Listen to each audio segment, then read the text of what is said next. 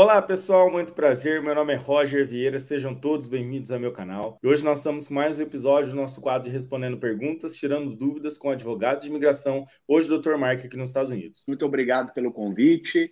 É sempre um prazer estar aqui respondendo perguntas do seu público. Antes da gente começar as perguntas de hoje, tem alguma atualização que o senhor gostaria de fazer sobre a imigração? Algo que afeta não somente a vida das pessoas que estão aqui nos Estados Unidos, os imigrantes, mas também quem está no Brasil ou em qualquer lugar do mundo que queira vir para cá. Sim, Roger, a gente passou por um momento, está passando ainda, mas a gente passou por um momento difícil aí com relação à pandemia, fechamento das fronteiras, né, pelos Estados Unidos para alguns países, né, viajantes vindo de alguns países, inclusive, no nosso caso aí do Brasil.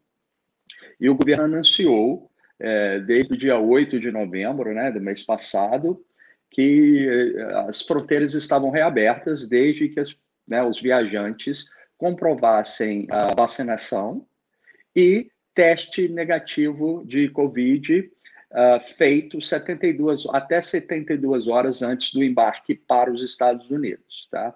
Isso se aplicava a qualquer viajante, com exceção dos americanos e residentes permanentes dos Estados Unidos. E algumas outras poucas restrições aí que ia ser analisado caso a caso.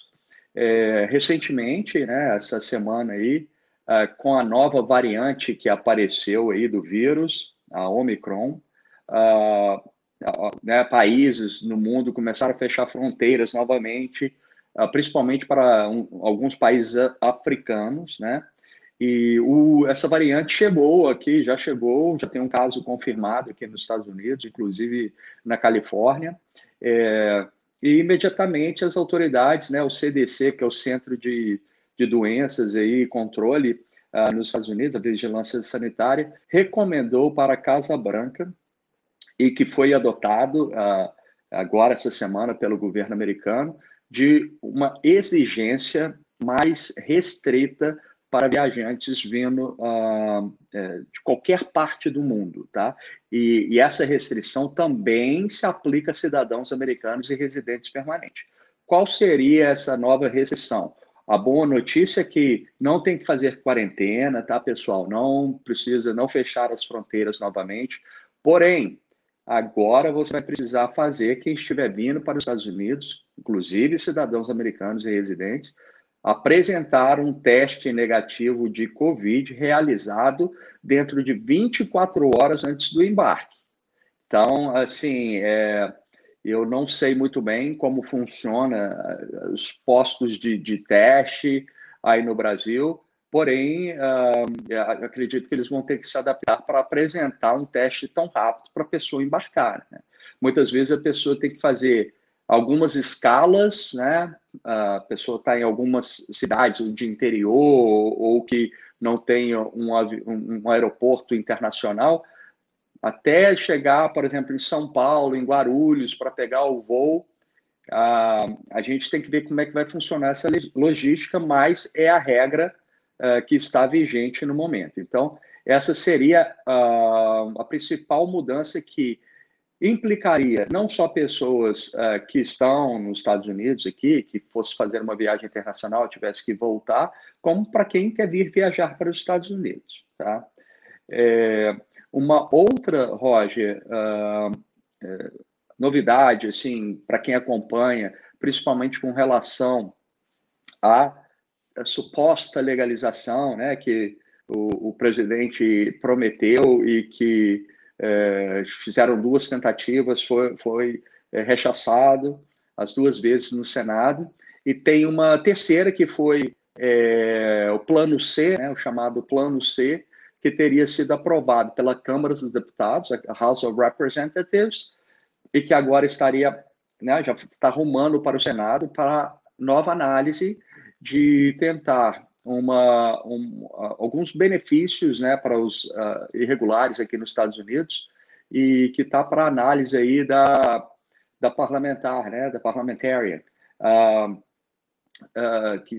E esse plano é bem menos ousado, né? Antes estavam se falando plano A, plano B, em que levaria ao Green Card. através, né, da lei orçamentária aí, agora já está se falando, tudo bem, não vamos dar o green card, porém nós vamos dar o parole, né, a autorização da pessoa ficar, trabalhar aqui nos Estados Unidos. Então, a pessoa não chegaria ao green card através desse programa aí que eles querem passar, mas poderiam receber o parole. E a data de corte, se eu não me engano, está em 2011. Então, isso significa que se você chegou se você chegou em 2012, você não seria contemplado aí por essa regra. Seria todo mundo que chegou antes de uma determinada data ali em 2011. Mas que, de qualquer forma, já seria um alívio para, no mínimo, uns 6 milhões aí de pessoas estimado que estaria irregular aqui. Primeira pergunta do Samuel Aaron. Eu queria saber qual o melhor visto para morar por alguns anos na Califórnia, doutor. Qual o melhor visto, assim, para a pessoa morar aqui nos Estados Unidos ou para morar na Califórnia, em qualquer lugar dos Estados Unidos? Bem, o visto não é para morar. Se um visto for concedido, ele não é para morar em um determinado estado. Você vai escolher o estado de sua preferência de acordo com o visto, né? Morar por um tempo. Quando você fala morar por um tempo, você está falando em um visto de não imigrante. Um visto temporário, teria que ser um visto para trabalhar, teria que ser um visto de trabalho patrocinado por uma empregadora americana. Poderia ser um visto L, através de transferência de mão de obra de uma empresa no Brasil e que tem uma filial nos Estados Unidos, ou vice-versa, transferir o empregador para cá. O visto H-1B não precisa ter relação com a empresa no exterior, mas você precisaria do empregador americano. O H-1B é de Specialty Occupation, ocupação especializada, geralmente que exige aí, no mínimo, um bacharelado. É um visto que tem cota anual, isso significa que tem um limite determinado de vistos todo ano. Então, além de você poder ter que se qualificar para o visto, você tem que ainda ser sorteado em uma loteria, tá? Mas é um visto interessante, tanto o L quanto o H-1B, se você tem condições aí de ter essa oferta de trabalho, um visto bom para você trabalhar por um tempo aqui. O H-1B, por exemplo, é 3 mais 3 anos, tá? O visto de estudante é sempre uma opção, mas não para trabalhar, para estudar, né? Pode, em algumas situações mais limitadas, vir a ter uma autorização de trabalho, dependendo do curso feito, dependendo do trabalho que vai ser feito, você poderia receber uma autorização de trabalho aí temporária. E o visto de turismo seria para alguns meses, aí, no máximo até 180 dias, para você fazer turismo, conhecer aqui um pouco a América. Em linhas gerais, esses seriam os vistos temporários, tá? Óbvio, tem outras situações, mas esses seriam os mais comuns aí. E nada impede, né, doutor, que uma vez a pessoa estando aqui nos Estados Unidos, de certa forma, ela consiga migrar de um visto de não imigrante para um visto de imigrante. Às vezes a pessoa encontra o amor da vida dela, ou uma empresa, né, enquanto ele estiver estudando aqui, queira contratar ele. Então, as possibilidades podem acontecer estando aqui. Com certeza, né, Roger? Assim, o mais importante é a intenção da pessoa ao estar aplicando para aquele visto naquele momento e a intenção da pessoa ao dar entrada nos Estados Unidos. Se a intenção da pessoa for condizente com aquele visto que ela está pedindo, ou aquele status que ela está pedindo, tudo bem. Depois que ela entrou aqui, a intenção mudou e ela quer fazer mudança de status, né, para outro status, ou até mesmo o green card, isso é possível sim. Kevin Lanter. Roger e doutor, se o visto de turista vencer já nos Estados Unidos, qual o procedimento a se fazer? Eu até queria incluir algo a mais, doutor, porque nós sabemos que visto e status são coisas distintas. O senhor pode até explicar os conceitos para quem não sabe. E às vezes a pessoa pode estar com status legal, mas o visto vencido. Eu gostaria de saber se é possível ela trocar de status para estudante, por exemplo. Vamos supor que ela entrou aqui com visto para vencer no mês seguinte, mas ela ganhou, sei lá, 6 meses de permanência, nem sei se é possível isso acontecer. Mas se ela conseguiria mudar de status para estudante mesmo com visto vencido. Então, são duas perguntas. Tá. Bem colocado aí, Roger. Realmente, status imigratório e visto são dois conceitos distintos, né? Andam lado a lado, mas são duas situações distintas. Para você poder entrar nos Estados Unidos, você, até mesmo para embarcar em uma aeronave, você tem que ter um visto válido naquele momento. Se o seu visto de turista estiver válido, o último dia dele é aquele dia que você está se apresentando ali à frente daquele oficial de imigração, ele poderia autorizar a sua estadia aqui e, mesmo assim, te dar 180 dias de permanência, tá? Aí seria o status imigratório. Então, você utilizou um visto que tinha um dia de validade e, mesmo assim, você recebeu um status com base naquele visto de 180 dias, tá? Agora, imaginamos a situação que o seu passaporte tem uma validade ali de um mês apenas. Então, você está vindo com um passaporte, com um visto de validade de um dia, mas o seu passaporte tem só 30 dias de validade. O oficial ali, ele vai limitar a sua estadia, não vai te dar os 180 dias, mas não por causa do seu visto válido por um dia só, por causa que o seu passaporte tem apenas 30 dias. Aí ele vai te dar ali só os 30 dias, que é a validade do seu passaporte. Os Estados Unidos não quer que uma pessoa fique aqui dentro com o passaporte vencido. E Tá? aí. A questão da mudança, né? Perdão. Uhum.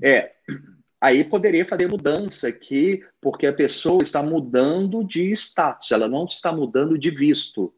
E quando ela deu entrada no pedido de mudança de status para estudante, por exemplo, se ela fez enquanto o status dela atual, né, de turista, por exemplo, está válido, o pedido pode ser analisado e até aprovado, mesmo que o visto já esteja vencido.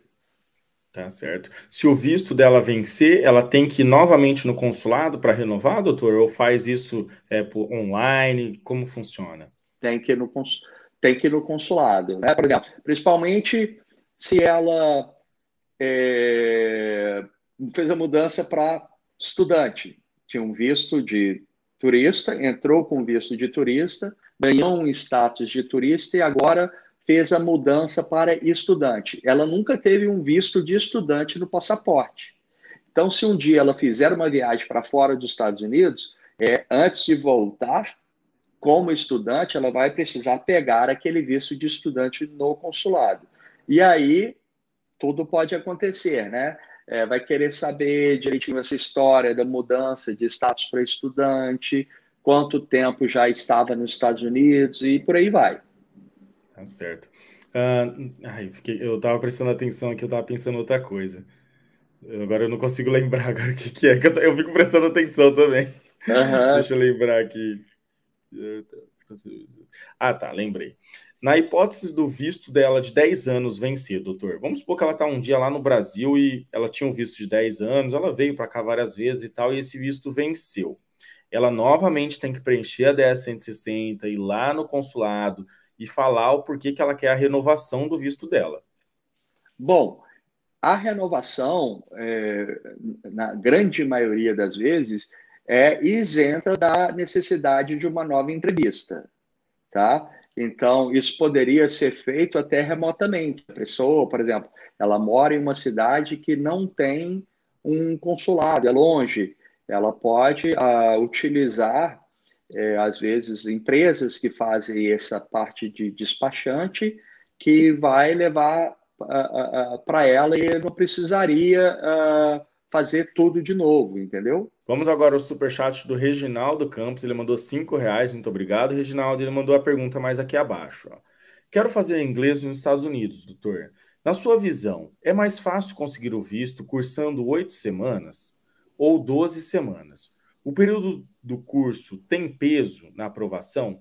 O que eu acho que ele quer dizer aqui, doutor? É que algumas pessoas conseguem um visto de estudante que, na maioria dos casos, é concedido por 4 anos, mas com o I-20 de 3 meses, 6 meses e 1 ano.